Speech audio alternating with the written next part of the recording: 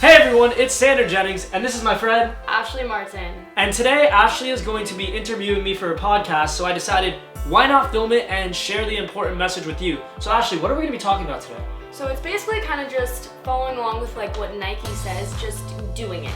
So basically, how did you go from just being Sandra Jennings to making an entire name for yourself and going out of your comfort zone so much and just following your dream? And I want to hear your secret to that, so it could help other people go out of their comfort zone and try new things and maybe follow a dream that they haven't really tried to go for just yet.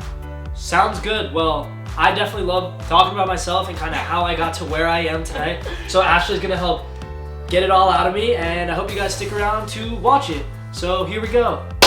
So if you just want to tell everybody a little bit about where you came from and how you started with just kind of putting yourself out there, and what if there was a defining moment of when you were like, this is what I want to do with my life. Yeah, so as you said, I'm the proud big brother of Jazz Jennings, and being the brother of Jazz Jennings was a big part of growing up.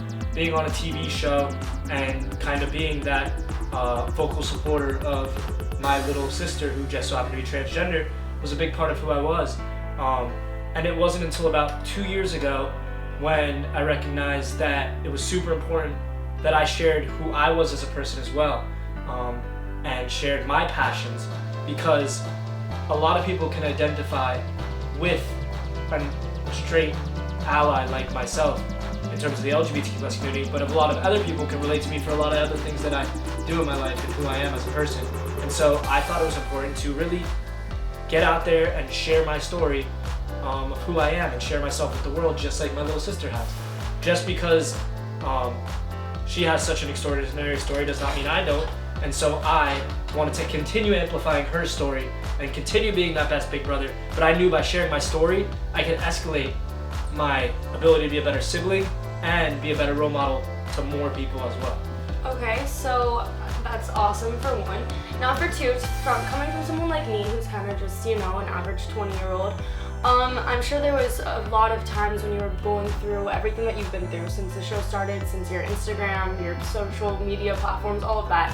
What was one of the hardest things that you experienced before you actually got to the point where you were like, this is my life, this is what I'm doing, this is how I'm going to do it? Yeah, I think anyone who's part of a marginalized community knows how it feels to face hate, and someone like me who maybe does not identify within a marginalized community, once you start being an ally to that community, you do face hate. And so throughout most of my life, I was known for being the supporter of my sister who's transgender, and to a lot of people that's wrong and that's not okay. But to me, I have always known it is okay. One of the things that I've always thought about is some people make fun of me for this because of how it comes off, but I tell a lot of people, find what makes you high and stick with that. And what I mean by that is when you find something that you really enjoy and that you really love, you'll get this feeling of euphoria. Maybe it's a sport, maybe it's speaking, maybe it's math, people have all sorts of different passions, and it's kind of when you find whatever it is that you love, it will just fill you with this great emotion. And I have like a defining moment for me of when I was speaking at my mom's cancer benefit in front of all these people, and I just had like this, I spoke a eulogy during her funeral and during her benefit, and I remember standing at that podium with everybody looking at me and just being able to feel the emotion of the crowd based off of what I was saying. I was like, this is what I want to do with my life. And that's my defining moment. As I received messages on social media, and as I learned that I don't need everyone to like me, and as I was bullied and told that what I'm doing is wrong and singled out for being that person who supports the LGBTQ+ community, I realized that I only care about the people who care about me. And I think there's an important thing. Right now in the state that we're in the country, it's kind of harder to say something like this, but if you look at a presidential approval rating, there really is no president that has the approval of even 70% of people. That's very true. And I live my life in a way that I know there might be 50% of people that are going to disapprove of everything I'm doing, but I know the people who care about me most are going to approve of it, and if I approve of it, then I'm proud of it. That's very true, and I really agree with that, and I like that a lot because I look at my friends, and honestly, one thing for me that I've noticed is I care more about what the people that know me think of me more than strangers. Like, I could go speak in front of a bunch of strangers and not care at all, but when I'm in front of people that already know me and I already have a reputation, those are the people that I care about. But I've also realized that the real ones who know you and love you are going to support you no matter what it is. And that's kind of what I took from that, because that's one of the things that I personally am most worried about. Well, so my social media, I had like 55,000 followers on Instagram. I know the exact number when I decided this is when I'm going to make the jump. This is when I'm going to actually try to grow my social channel, grow my influence, and help share it and change the world. Is when I said, no longer is my social media, specifically my Instagram at the time, going to be for my good friends. Anybody who wants to go and follow me, go and follow me right now. I kind of even gave a warning. I said, I'm going to start posting more. Go follow my private. I only let my people I knew follow it. And I started posting on Instagram, and I started showcasing who I was and being a stronger ally and just doing everything that made me me. And people loved it. Alright, so this is something that I kind of want to bring you guys into it, who's ever listening. I feel like there's a good amount of people, mostly, well, pretty much anyone, has something in the back of their mind that really makes them happy, or maybe it's something that you really want to do. It could be something that has to do with your career, it could be something that you just want to experience, just something new that you want to try.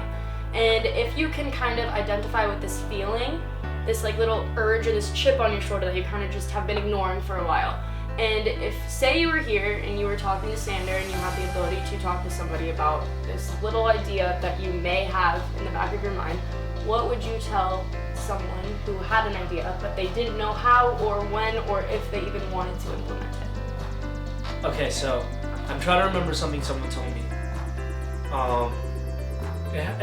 It's a little deep and dark, but it has something to do with like you miss 100% of the shots you don't take. But kind of like you probably have an empty basket in your like brain of all these great ideas, and if you were to pass tomorrow and could go into those ideas and look at them, which ones would you regret not doing? And if you know which ones you'd regret not doing, that's something you should try and do. And I really think it's important, especially if you're a young listener, and honestly any age, but this is specifically like this really could hone in with young listeners. I'm 22 years old.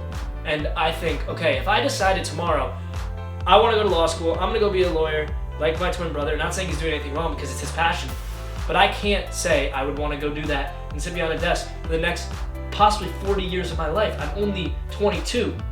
I plan on living till approximately, I think the average life expectancy is 79, 80. That means I'm only 1/4 of the way through my life, so if I don't have it all figured out right now, that's fine. Because this is my time to really try everything I really want to do to figure out what I'm truly passionate about. And that's what's gotten me on this path that I'm on.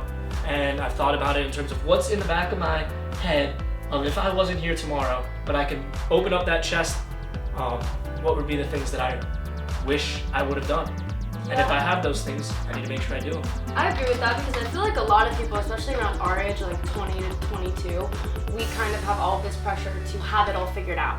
And I feel like that's one of the reasons why so many younger adults feel obligated to follow the so-called track of life, which would be like, go get your education, land a job right out of college, 9 to 5, and have security. And I think that one of the reasons why a lot of people don't want to get out of their comfort zone is because it's uncomfortable and it's scary, and anything that's uncomfortable, there's fear, and no matter what that fear may be. For me, my whole fear is genuinely just caring about what other people think of me.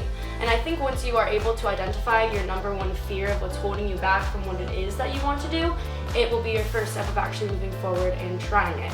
And I think that another really big important thing to think about is how it's okay to not have it all figured out, and it's normal to not have it all figured out. And every single day that you mess up or try something new, like you're learning from it. Maybe it was the right decision, maybe it was the wrong decision.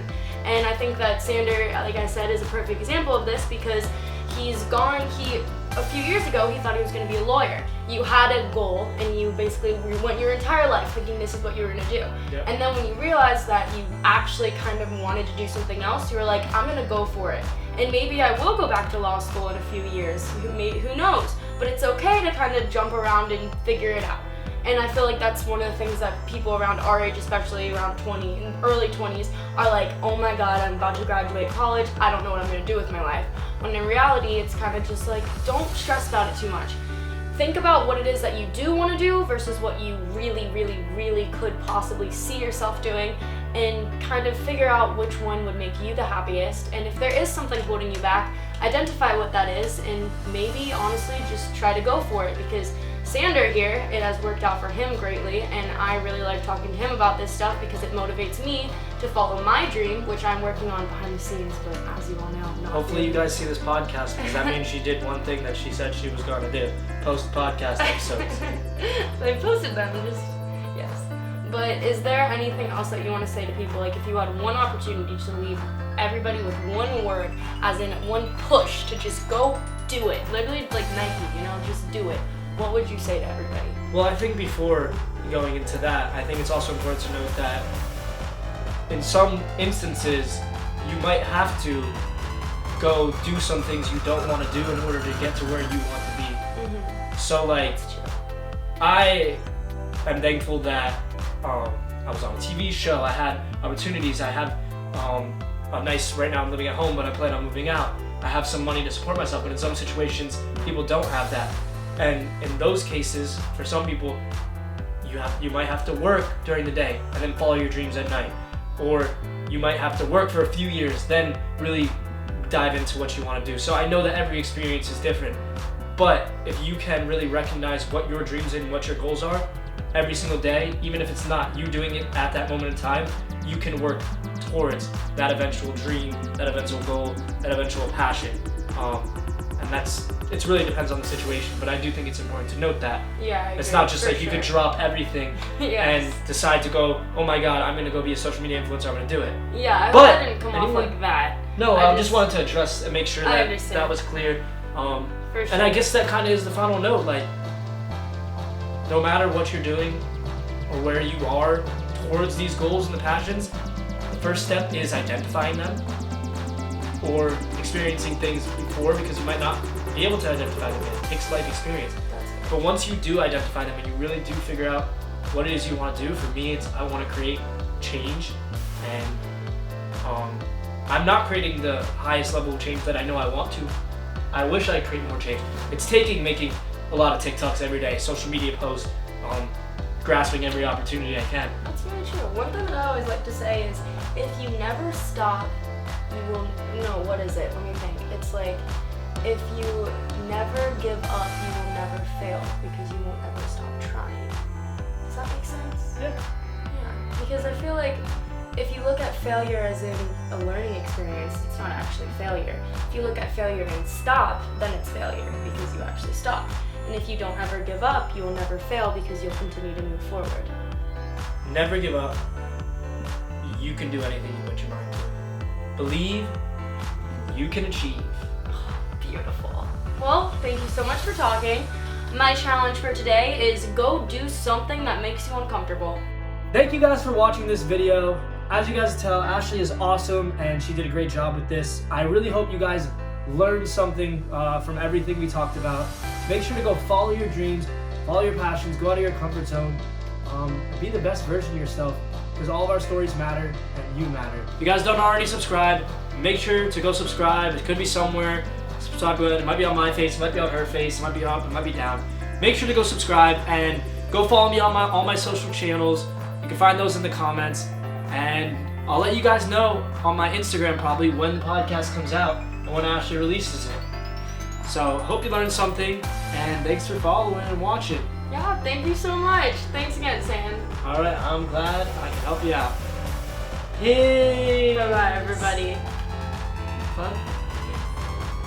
Thumbs up. Stop dropping Wally, Sander!